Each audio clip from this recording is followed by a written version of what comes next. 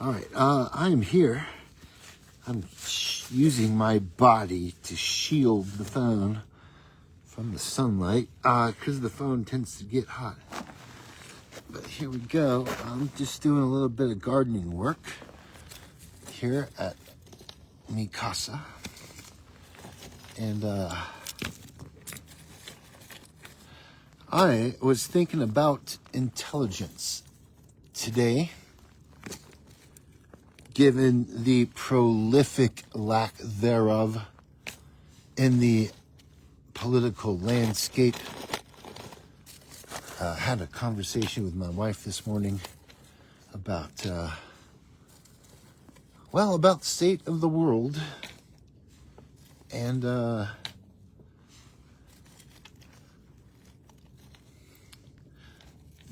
downward trend in human intelligence in the modern era of online social media working memory.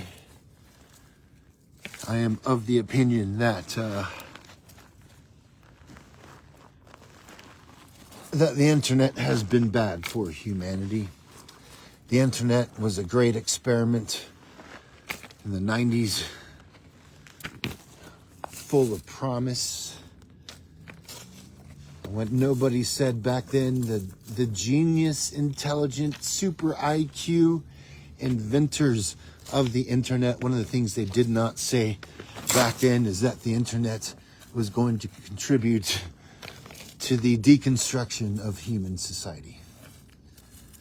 So what is intelligence? What is intelligent? What does it mean to be intelligent? What does it mean to be an idiot president?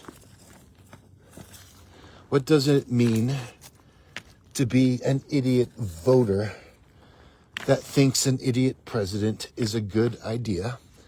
A president that wants to bomb another nation back to the Stone Age where they belong. President that's going to start a war. By the way, the last few presidents that started wars that we didn't need to fight, they were all Republicans. They were Republicans. The last two presidents that started wars we didn't fight. And yet the gung-ho military meatheads keep voting for these Republicans as if it's somehow better for the U.S. military. It's not. You want the best and brightest for the U.S. military. You don't want idiot presidents handling the U.S. military. So what is intelligence? What is intelligence? What does it mean to be intelligent? What does it mean to be a presidential buffoon? Well, if you look up any definition of what intelligence is, you get a long list of qualities. Qualities like the ability to learn new information, the ability to change behavior, to change thought patterns, the ability to play, the ability to dream, the ability to learn information, to process, analyze, and synthesize learned information. Trying to get to the heart of what intelligence is has a long list of attributes. And it's as if we have overestimated what human intelligence is. I'm using this opportunity to redefine this question of what human intelligence is. We can draw from Alan Baddeley's 1979 hypothesis of working memory, which has had multiple decades of scientific research and application and scientific synthesis to build better mental health models for individuals that exhibit quite especially the cognitive attributes of neurodivergence. Whatever form that may take, it takes many forms. If we are to define human intelligence with a long list of attributes, surely we will define human cognitive neurodivergence with a likewise long list of attributes. But what is intelligence? So I'm going to simplify this argument here. Drawing from Alan Baddeley's 1979 theory of working memory, specifically, as we might call it today, multi-component executive working memory. In the context of Alan Baddeley's multi-component executive working memory, human intelligence is the ability to do work. Specifically, the ability to do memory work. The ability to process memory information. And if we're going to talk about learning, if we're going to talk about memory, if we're going to talk about play, processing and synthesizing information, what we are talking about is episodic working memory rehearsal. And so in this context of Alan Baddeley's working memory, human intelligence in particular, but largely animal intelligence and even artificial intelligence, is the ability to perform work with memory. Simplest, broadest definition that we can come up with that encompasses the long list of attributes that any other definition of intelligence may try to describe. Human intelligence is the ability to do work with memory. And as such, human intelligence takes a broad range, wide diversity of expressions. People in general exhibit their intelligence, their capacity to work with memory. Hey, Mikan, why don't you come over here? Come say hi to everybody. Mikan, come say hi to everybody. Mikan's a cat, an orange cat, a very intelligent orange cat. Knows that my funny little finger play to try to generate some sort of attractive sound for a cat. He knows what I'm doing. He's not interested. Maybe he'll make an appearance for the camera. But going back to memory as the ability to perform work with memory. We can simplify a range of intelligence patterns, both animal, human, and artificial. The ability to do work with memory. And well, so some people may have adaptive skills or certain types of intelligence. A musician might exhibit a certain form of intelligence that expresses itself in a language of harmonics, sound harmonics. A preacher may exhibit a form of intelligence that relates to ethics and everyday human relationships. It may take a certain form of intelligence. An athlete exhibits a certain form of intelligence when it comes to their sport. An artist exhibits a certain form of intelligence when it comes to their art. Politicians may exhibit a certain form of intelligence when it comes to human relationships and navigating conflict in human relationships. So we see human intelligence in particular takes an undefinable degree of form. It's widely expressed, broadly expressed, diversely expressed.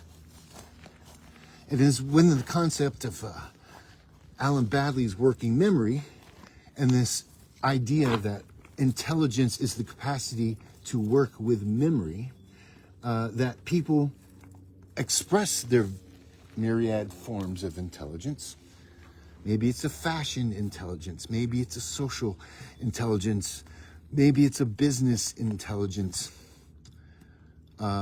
People exhibit and express their intelligence, their capacity to work with memory, a variety of forms. And if we're going to take this and kind of consider what this means, what it means is that at a neurological level, at the level of nervous systems, neuronal impulses, at that level, memory is an engine.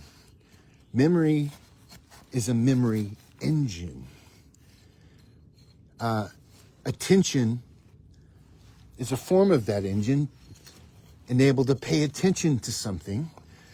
Various modular systems in the human nervous system have to coordinate, synchronize, as Alan Bavely showed, human working memory is limited. Human attention is limited in both scope and duration. You can only pay attention to a few things at once.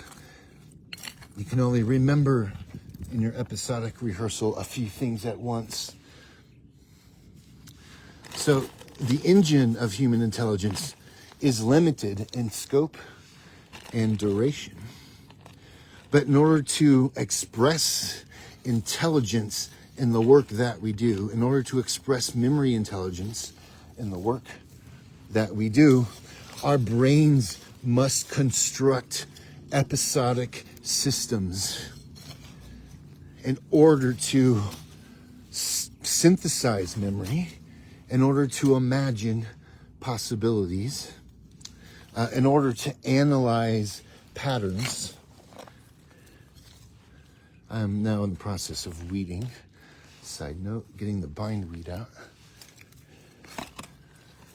So we have in this context, for this thought conversation here, this thought monologue, human intelligence is the capacity to perform work with memory. And in the neurological working memory context, the human brain performs this work with memory within specific memory engines. Neuronal engines. By engines, I mean they perform work like an engine performs work. They exhibit thermodynamic exhaust like an engine exhibits exhaust that burns fuel. Of course, nervous system burns fuel. Sugar is the primary fuel for the human brain. So we burn fuel. We exhibit exhaust. The animal nervous system is a highly complex chemical engine that metabolizes certain molecular configurations into other molecules that can be utilized for biological systems. The example of neurotransmitters specifically. So is it in this context that we can start thinking of memory as an engine that performs work? It requires fuel. It has a kind of thermodynamic exhaust. And like most engines, your car engine has an exhaust pipe in order to clear out the waste gases. And our bodies have different pipelines for venting the metabolic waste that our thought engines create. Without the ability to vent this exhaust, we would poison ourselves and our cars would not work. So in this morning, it's morning in Colorado still, at least marginally, in this sort of morning gardening endeavor where I am in my ADHD way achieving a practical means of garden maintenance while speculating on the nature of human intelligence and why we have idiot presidents. That's the last part I'm going to get to before I sign off, which is that, to summarize, we consider ourselves intelligent because we have brains that perform work with memory. Specifically, Our brains function as memory engines in order to perform this work. The phenomenological aspects of this engine are constituted by imagination, dreaming, episodic thought, episodic rehearsal, human attention. These are all the phenomenological expressions of the thermodynamic memory engines that our bodies create for ourselves in our expression of intelligence. And now we get to the point of this, why we have idiot presidents. Because the human intelligence engine that is constructed in memory to perform specific tasks at hand, this system is an open thermodynamic system, which is to say that you cannot think unless you eat food. You need water, you need food, you need oxygen, you need these fuels, sugars. You need these fuels in order to think and pay attention. Your body needs to vent this exhaust away from the system. And the reason, here we go. So I've done enough this little endeavor here. The reason we have, if I can turn the camera around, I will. But my screen is different. So look, I have certain forms of intelligence. Patience with a smartphone is really not one of them. But you'll focus in on my shadow here. The reason why we have idiot presidents, it's not that they're not intelligent. It's that the waste output from their own memory work is piped right back in to their intake manifold. It's because they suck their own exhaust and they're left with formulating idiot opinions because they inhale their own waste byproduct. That's why we have idiot presidents. So I'm going to sign off here because I have a little bit more work to do on this morning to get the garden ready. And thanks to anybody watching. I'll sign off and maybe do this again. Peace.